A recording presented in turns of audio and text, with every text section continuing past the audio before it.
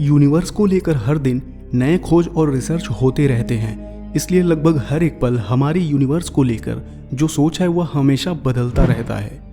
वैसे तो आज तक यूनिवर्स में क्वासर को ही सबसे चमकीली चीज समझा जाता था, लेकिन हाल ही में खोजे गए यूनिवर्स के सबसे चमकीली सुपरनोवा के कारण ये विचार अब शायद बदल सकता है। सुपरनोवा को लेकर अगर संक्षिप्त में कहा जाए तो ये एक तरह का बहुत ही विशाल धमाका है।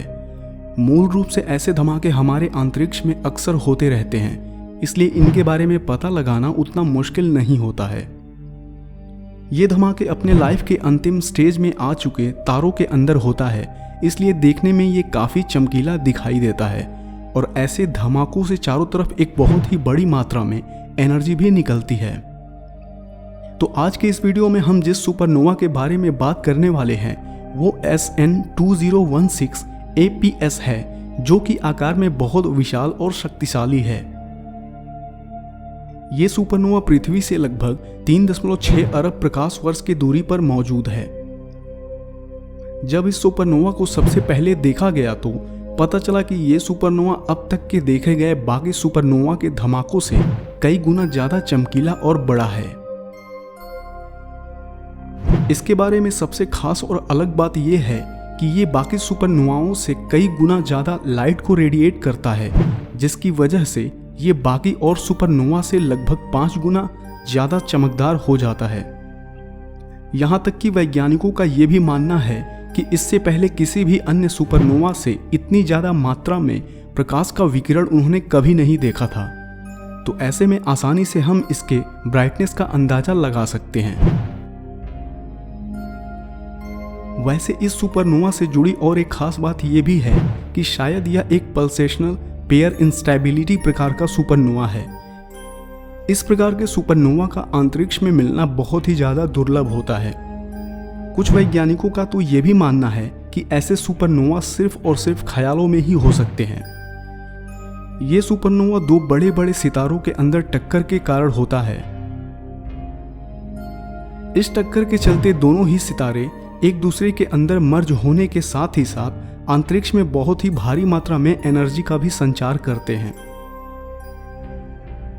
SN2016 APS सुपरनोवा को साल 2016 में ढूंढा गया था और इससे निकलने वाली लाइट की इंटेंसिटी को लेकर रिसर्च अभी भी चल रही है।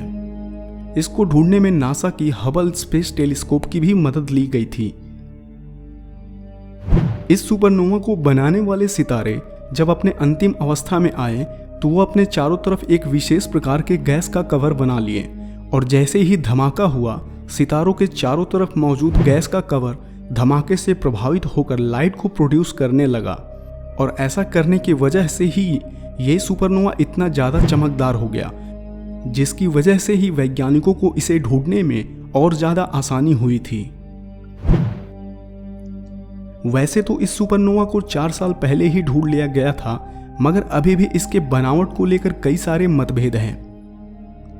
अगर हम यहाँ इसके विशालता की बात करें तो ये सुपरनोवा हमारे सूर्य से वजन में 50 से 100 गुना ज़्यादा भारी है और माना जाता है कि धमाके से पूर्व इन सितारों का भी अपना अपना सौरमंडल था।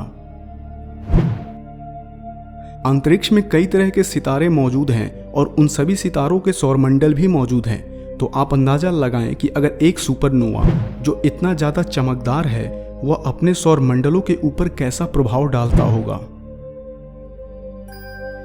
वैसे देखा जाए तो अभी SN2016 APS के और भी कई सारे पहलुओं को उजागर करना बाकी है, मगर प्रारंभिक तथ्यों के संग्रह से ये पता चला है कि इस सुपरनोवा का जो मौलिक तत्व यानी फंडामेंटल एलिमेंट है वो शायद हाइड्रोजन जैसी गैस हो सकती है।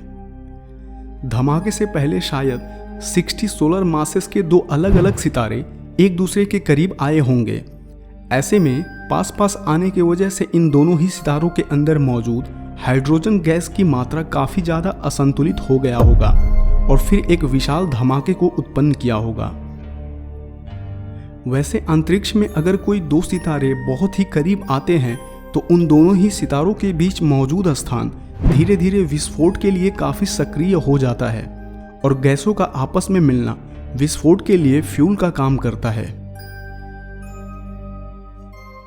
आज के वक्त में वैज्ञानिक ऐसे बहुत ही अनोखे और दुर्लभ सुपरनोवा को ढूंढने में लगे हुए हैं और शायद भविष्य में हमें SN2016 APS जैसे कई और अलग अलग तरह के सुपरनोवा देखने को मिल जाएं, जो कि SN2016 APS से भी कहीं ज़्यादा चमकदार हों।